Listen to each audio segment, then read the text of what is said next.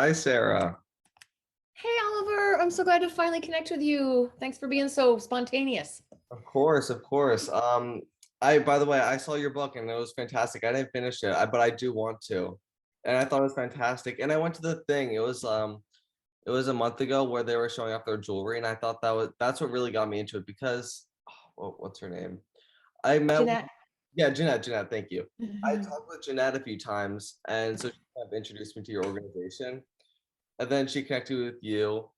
And then I've been wanting to talk to you because I feel like your organization is amazing. I really like it's so unique from because I've interviewed a few other organizations, but this one is so unique because the job training you guys do and like the jewelry and like the kind of business you made out of it. I think it's so amazing, along with all like the support you guys do for these kids. And I think I just really like the way your organization is set up and what your organization does. And so thank you for meeting with me. Thank you so much for saying that. And it's really great to meet with you, and how energized and like passionate you are for this cause is very hopeful for the future. Both as a young man and also just because you're young. Yeah. I know it's weird because even like before I started doing this, I knew nothing about it, which is surprising because it's such a big issue, and it's like it's weird because it's like it happens in my state, like it happens everywhere. It's like and so before I even started like doing research on this, I had no idea about any of it, and so it's weird that not as many people know about this as they should because it's like it's a big issue and it's no one really talks about it because it's like It's true. And I feel like, there was like no one knew about it at all, like 20 years ago when I got started. And then there's kind of a moment when people were talking about it, Mhm. like 10 years ago. And then people kind of stopped talking about it and then occasionally talk about it locally. Like if there's like a raid or some issue happens, it kind of brings it to everyone's attention again. Yeah. But like internationally, I feel like it just isn't an issue that people think about enough. I agree. I agree completely. But for the interview, it's like I said, it's really short. I only have about 15 questions, so Okay. it's not long at all. But to start, I just kind of can you tell me a little bit about yourself and the work you do? Okay, great. Well, my name is Sarah Simmons, and I'm the founder and director of Her Future Coalition, which we started in 2005 Hmm. with the goal of fighting human trafficking. And we particularly work in hotspots of the world where there's a very high rate of human trafficking, which, according to the United Nations, is South Asia. Hmm. I first got involved in this work because I was a songwriter for film and television, and I learned about the issue in a documentary film. And that documentary film focused on India and Nepal. So honestly, it was kind of coincidental that I started there. But once I started working in that area, I saw that is one of the areas of the world with the biggest problems of modern day slavery and other forms of gender-based violence. So the work flourished there and really took root. So I've been working in that region for almost 18 years and have developed a wonderful team locally, and have worked with thousands of young women, helping them to become and to remain free and independent. Hmm. So really quickly, how long did it take you to actually like come up with the idea and like found this organization that you call Her Future? It took about 2 years, like from the moment of when I first found out about the issue and I knew nothing about the issue. I had a different career, and I went to this film festival, saw the movie. So from the moment of seeing the movie, I knew I wanted to get involved, but I wanted to make sure not to have like a knee-jerk reaction and just jump into it. So I did quite a bit of research, learning more about the issue, but also about the need. And about a year after learning about the issue and volunteering at another organization, I went over to Nepal and met with survivors and also with people who are working on the issue there, and asked them where the needs were, the gaps were. And they recommended, starting to work on vocational training and jobs for survivors who are a bit older. So that's where we started. And, from kind of learning about it to actually, having our first event, and you were selling the products made by the survivors in the shelters, is about 2 years. Mhm. And just out of curiosity, so the hotspots you guys are talking about, like I'm pretty sure what I saw from your website is most of your work is in India, right? India and Nepal. India and Yeah. Nepal. Okay, so do the people of like do the people in India and Nepal do they know how big of an issue this is? Like, do they is the government? I'm trying to say, is the government like active in trying to help end sex trafficking or just gender-based violence, like you said, in general, like how does the government work against trafficking? If you don't know, So it's it's fine, it's just really changed like for the better. And I've been working in India for, since 2007. And, at first, the government and people were in very much denial about it in the area. Even to talk about it was so stigmatized Mhm. that like, I would even myself, like telling people why I was there or whatever, I soon learned not to because people would like recoil from me and it was really not, Yeah. helping. There was just, the government was, so there was a lot of corruption in the police force, the government, law enforcement. There wasn't like good prosecutions. It Mhm. wasn't out in the open. And it was getting gradually better. And then actually what really made a big impact was those horrific rapes a few years ago on the Delhi bus rape I remember situation. that. I remember. And yeah, it was so horrific. And then there were some other incidences of similar types of incidences the next year. A lot of social activism around that, around the world, but in India itself. And I feel like that made a huge difference of people's awareness of all of these issues and people's concern. And now I feel like, if ever I mention like, I meet someone and I've just mentioned what we're doing and people are very supportive and very aware. Yeah. There's been a huge improvement in prosecutions and sensitization of the police so Mhm. that, raids, it can be successful and there's not so much corruption. I mean, obviously still a huge problem, Yeah. and it's better in cities and different, more, not as good in rural areas, but it's coming in a good direction. Mhm. Got it. At least that's a good first step. Awareness, I think, is always it's the best first step you can take in education. So at least Yeah. it's on an uphill. At least it's on an uphill and I feel like it's getting there and, more and more regular ordinary people are, at least aware of it Yeah. and have concern, to try to make it better. And, like I say, the sentencing and the prosecution is improving as well as, you're not just going to get away with this so easily like you would have 10 or 15 years ago. Well, good. Glad to hear that. So I know you briefly touched on it, but what exactly does Her Future Coalition do? Like, what is the work? I know you said the work, but like, what are the steps they take in helping these kids or these survivors of trafficking? So the first and most important thing that all of our programs are all long-term and intensive. So Mhm. we don't do any kind of like drop in, do a workshop kind of thing. We don't find that effective. So we tend to work for survivors for an average of 5 years. Mhm. We don't do rescues. We start at the moment of rescue and we provide education and a whole circle of services around that to make that successful. Mhm. Whether a person wants like a formal education or vocational is up to them, depending on where they are in their journey and in their life. But we really try to focus on offering, some kind of educational options for them or vocational options for them. And then around that, like shelter, mental health services, learning about your legal and human rights, just a whole kind of circle of support. The main program focuses are education, it's the biggest, and then shelter and leading, employment, vocational training leading to employment. And so, how many survivors are you currently working with? We work with about 800 survivors a year, 800, I'd say, Wow. survivors and vulnerable girls a year. Mhm. Last year was more because of COVID. We were able to, we needed to do a lot more just kind of urgent relief, food distribution, helping people with just like the emergency needs that they faced during the lockdowns. So we were able to help more people last year. Because it was sort of like intensive and like just over the course of the year, not like years and years, Yeah, but generally 700, 800 girls a year. that's amazing. That's truly amazing. That's a lot. It's kind of Oh, thank you. I mean, you can, one thing is a dollar goes a lot further over there. yeah. So, it is like on the budget that we have, Mhm. we are able to do, obviously have a bigger reach and provide more services than we ever could, working in the United States. And that is one advantage to working over there. Yeah. And so I know I on your website I saw like a shelters tab or a shelters page. So does your organization like directly create the shelters or do you work in partnership with other people to like make shelters and like put the survivors in those shelters? We work in partnership with local organizations. Mhm. So our role might be to build the shelter and then, they local organization, operates it day to day, or maybe they already have a shelter and our role might be to expand the shelter or to support the girls living in the shelter. The one exception to that, so we always work with these local groups.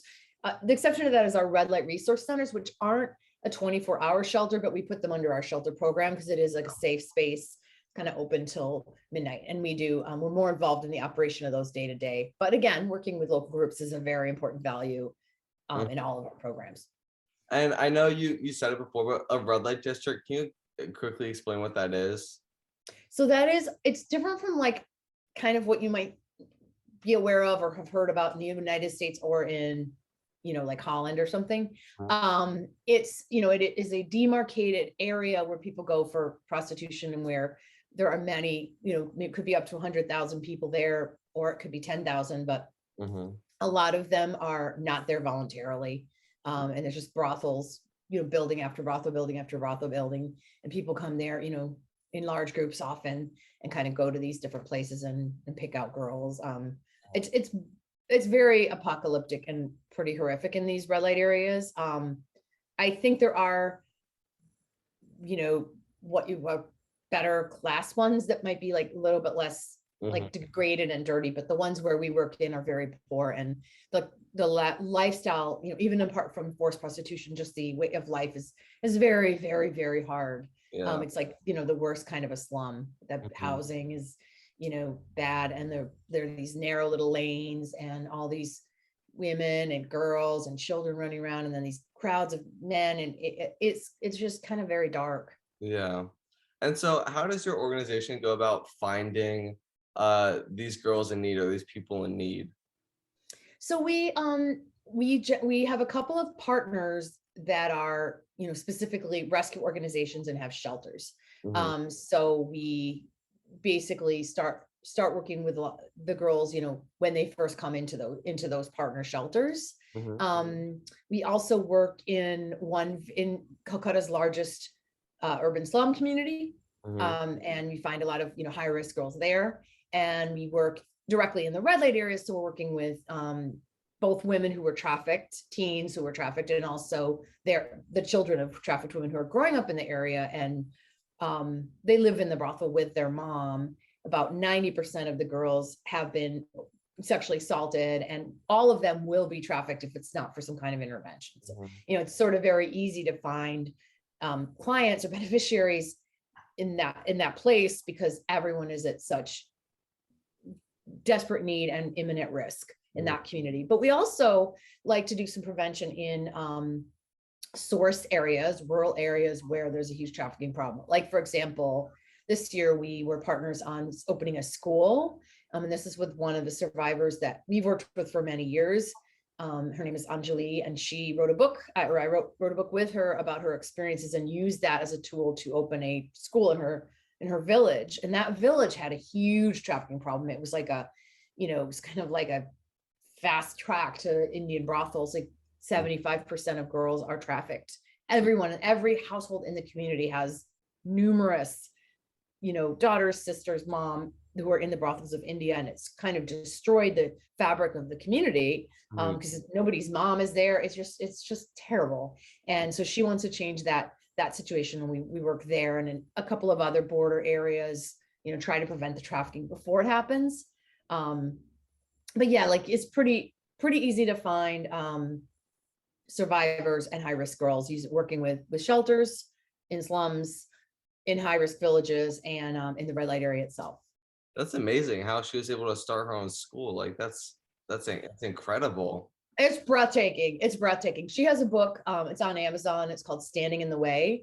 And she, it's by Anjali Tamang and Sarah Simmons, me, and just shares like how this happened in a very actually sensitive and delicate way, like without like a lot of horror, kind of like horrific detail of what she experienced, but you get the idea. But really it's more about the root causes of what happened. And it's also about how the rescue happened and all the different people that helped her along the way.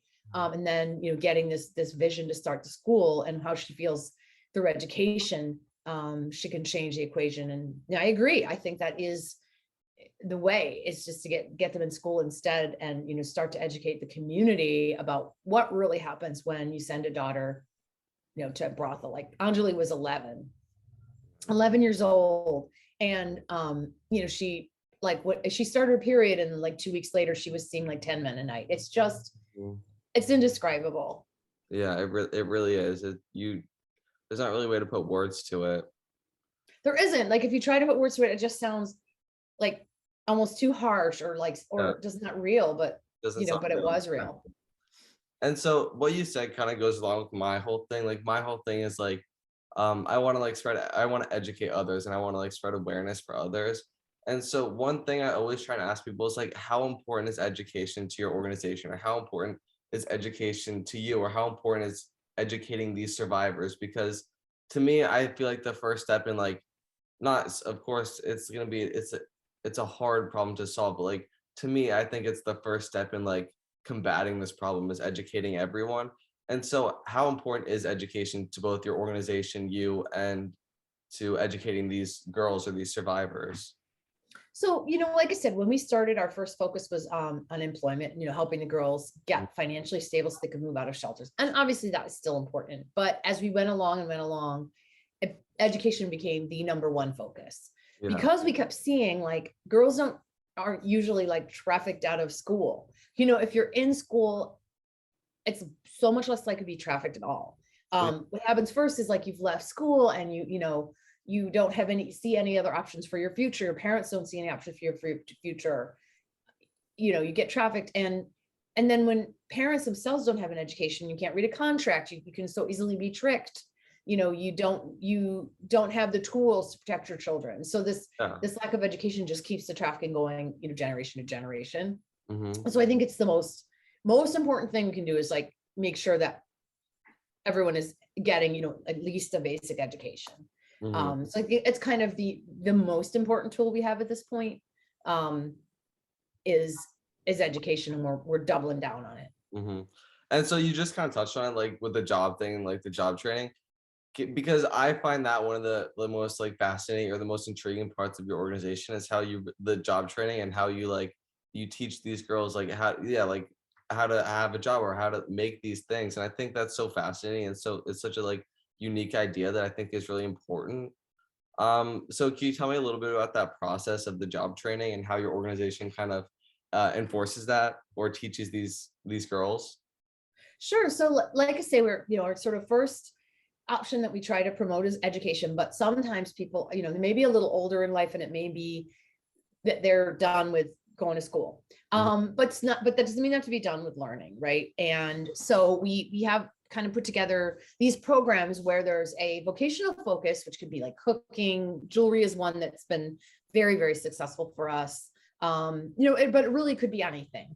Beautician, whatever, they want to do that is like not requiring a high level of literacy or, college degree. And then we pair that with, computer training, spoken English, learning about human rights, learning about your legal rights and leadership and sisterhood, and kind of put all that together. And what we discovered is that, yes, it's great to have a specific vocational skill, but the most transformational piece of that is all those other things around it, that they, now sort of feel like they have this new identity, that they're like a professional woman, that they can make it anywhere. And that they're not going to be trafficked because they know their rights, and they have an identity, and they know the laws, and they have a support network and a sisterhood, and just kind of a strength, and all of that comes from that vocational training program, as well as hopefully at the end of it having a skill. The girls who've done the jewelry have really gotten deep into it.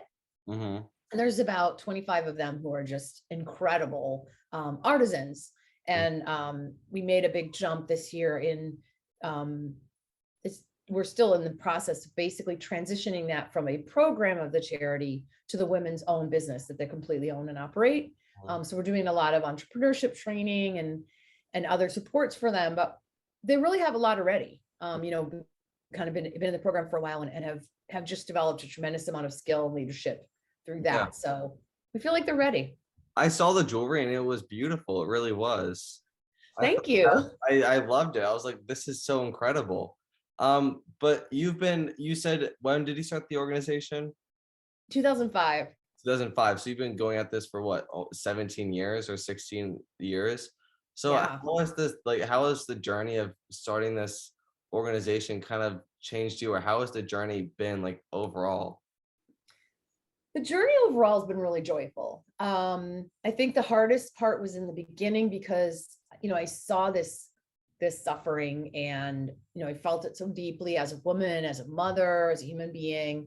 Um, and I didn't know how at first to have a positive impact on it. Hmm. Um, and it was a little bit more like, we'll try some things and like, let's see what works. And it's a little uncomfortable, to be in that place for the first couple of years. But, you obviously time's a teacher, and mistakes and failures are a teacher. And, we sort of learned, over those first, difficult years, is like how to be effective, how to help women, give them the resources they need, what are the resources they need, how to get them to that, how to get them that, and what are the barriers that they need to overcome in order to be successful and to heal.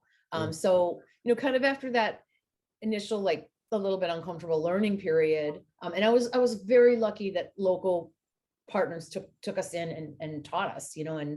showed us, like, we learned from them, side by side and alongside with them.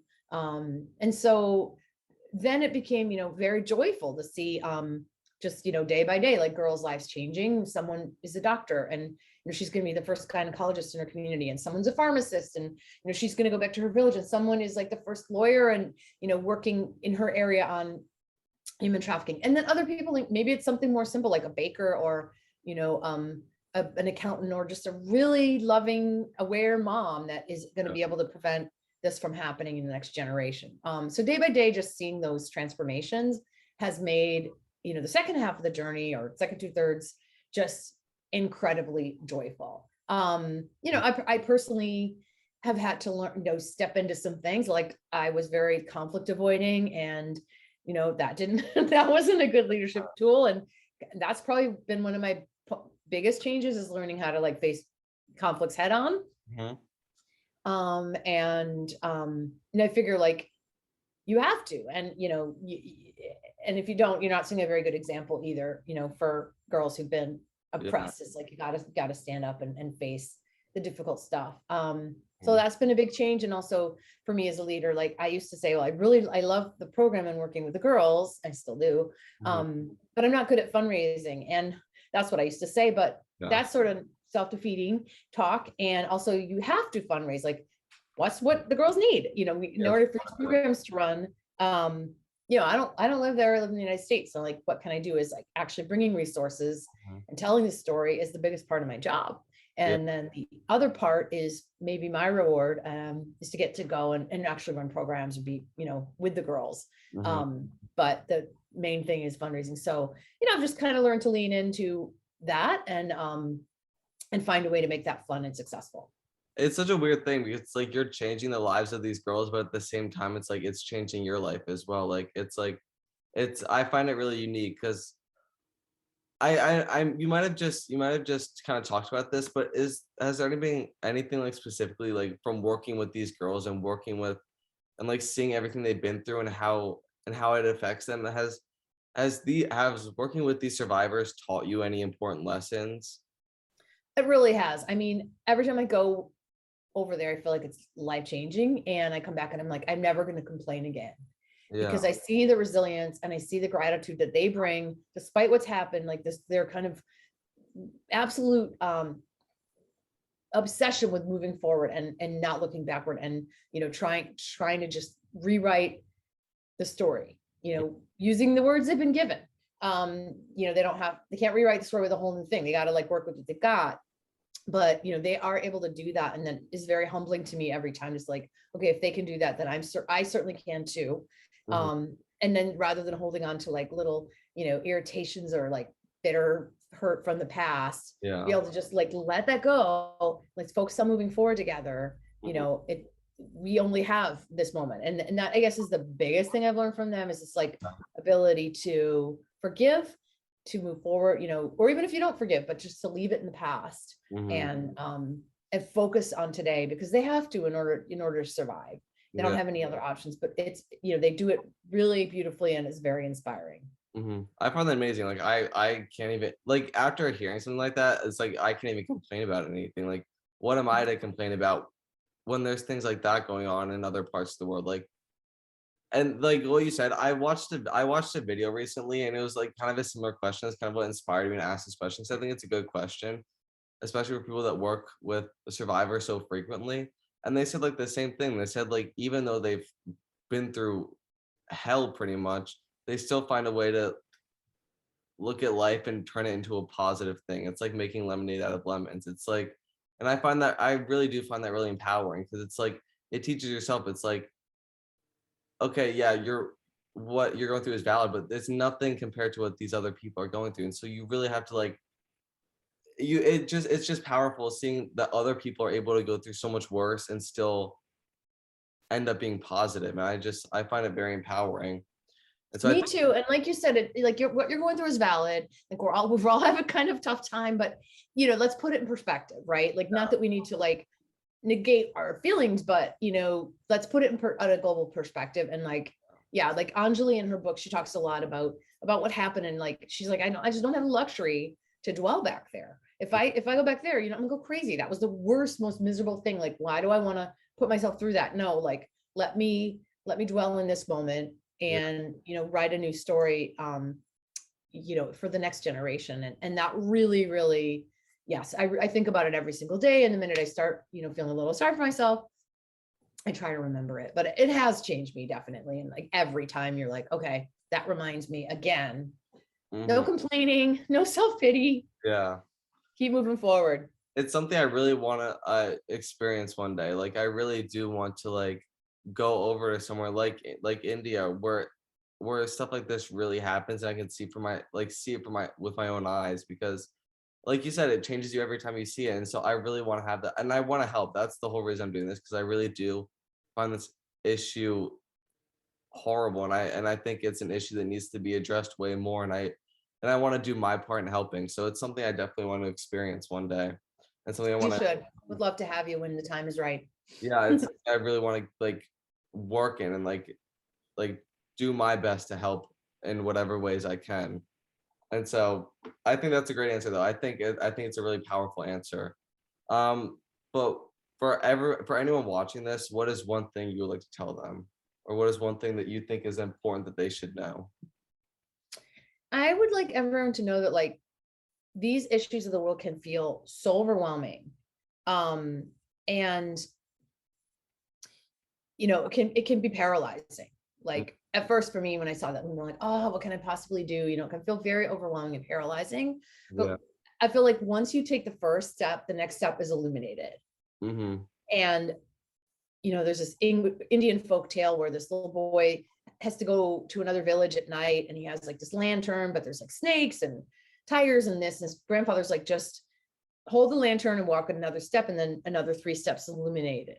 But I can't see beyond that. But then take another step, and another step is illuminated. And I do truly feel, that's how it was for me. Like I had no idea what I was doing, and then a little idea, and then a little better idea. Yeah. But as you keep going forward, you're going to find out the way to be effective in whatever issue you want to work on. Mm-hmm. So rather than getting like hung up, oh my God, there's 40 million people in slavery, what can you do for one person? Or, what can you do, for one issue, whatever the issue is that you're working on, to just start small and trust that the next step is going to become clear to you as you move forward. But if you sit there, you're only going to be able to see 3 feet ahead of you.